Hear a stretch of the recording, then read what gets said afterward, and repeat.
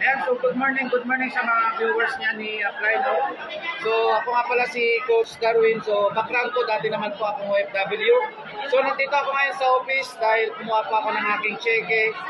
Ayan po, kumuha po ako 17,900 po, no? 3 days income ko lang.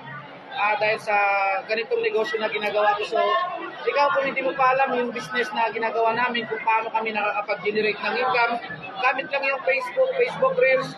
So, ang gawin mo, mag-comment ka lang dyan sa baba ng video kaya sa live. Kaya mas maganda mag-direct message ka sa may-ari ng video para ituro nila sa inyo yung full details. Kaya kung paano ginagawa yung business namin, kung saan kahit OFW ka, busy ka sa trabaho, government employee ka, kahit anong background mo, pwede ka dito. Okay, alamin mo lang yung sistema, i-check mo lang yung sistema namin paano kami kumikita. Okay, so ako dito, full time ko nang ginagawa yung negosyo. So, dahil sa business na to, dito nabago yung buhay ko. Yun lang, maraming salamat.